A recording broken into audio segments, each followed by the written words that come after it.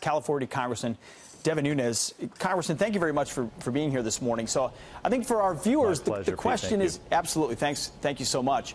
You look at the charges originally against the man who shot Kate Steinle. First-degree murder acquitted, second-degree murder acquitted, other charges acquitted, except for possession of a firearm. Now, this is a guy deported 5 times with 7 previous felony charges. Yet now the last conviction, possession of a firearm, overturned by an appeals court, doesn't feel like justice to people. Well, look, you're talking about California, okay? We're a sanctuary state. This is something that has been going on for a long time. So Kate Steinle, it's a horrible situation that happened. It cries for the need to have real immigration reform.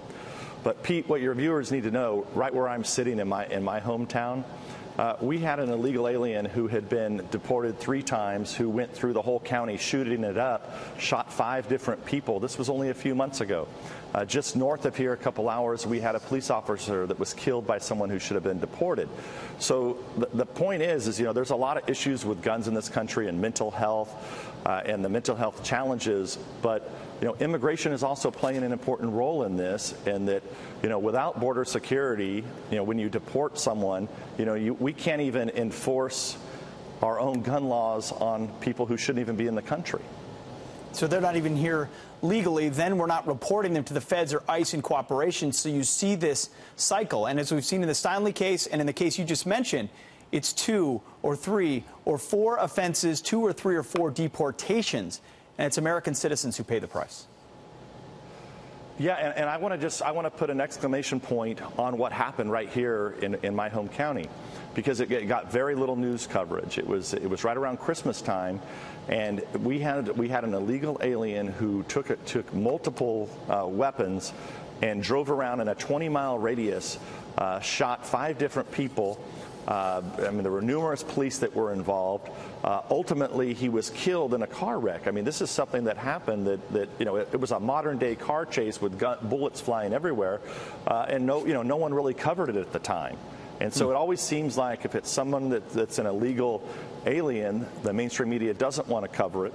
However, you know, when there's other issues, mental health issues, homeless issues, the media, you know, also seems to be missing in action in that too. Oh, Congressman, you're shaking me to the core that there might be bias of omission inside our media as far as the narrative they want to tell. Just a little bit. Just a little bit. Speaking of bias in the media, I need to ask you about James Comey. Obviously, the Inspector General coming out with his report, which is quite damning for what Comey did when he was the FBI director. There's a Wall Street Journal op-ed entitled that caught our eye. It was entitled, "Hurricane Comey was a national disaster." Now, we're dealing with real hurricanes, but in this case, it's a political one.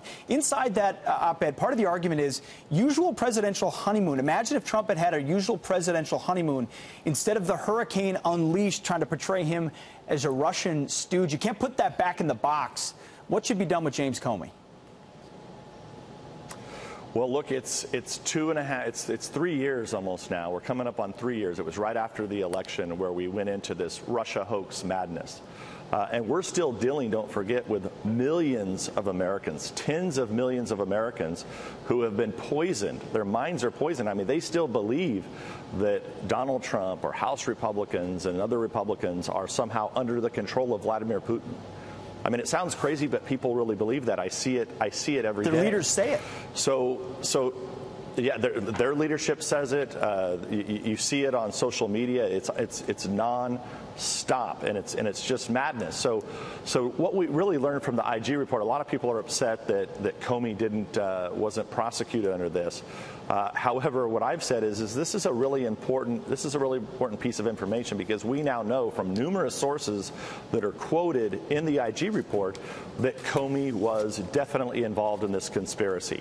You know, he's always tried to pretend like he's above it. He's just trying to do the right thing, and then, you know, maybe some things happened down below him with McCabe and others, and, you know, he doesn't recall things. So this is a guy who ultimately will see justice, I believe, once Durham is done. Durham is the man who's been appointed by the Attorney General. So we get an entire look at what really happened. How did the country go through 3 years of madness, and maybe we can take those tens of millions of Americans that are sick and have become deranged, and maybe we can get them back on a track, and maybe President Trump can actually have a real presidency where he's not under investigation by his own intelligence services. Boy, you lived this from the beginning. I remember the criticism you took for going to that private facility to view the documents that people were unwilling to pay attention to, and ultimately a lot of vindication, people believe, for folks like you who were ahead of the curve. Congressman Devin Nunes, thank you very much for your time this morning. We appreciate it. Always a pleasure, Pete. You got it. Thank you.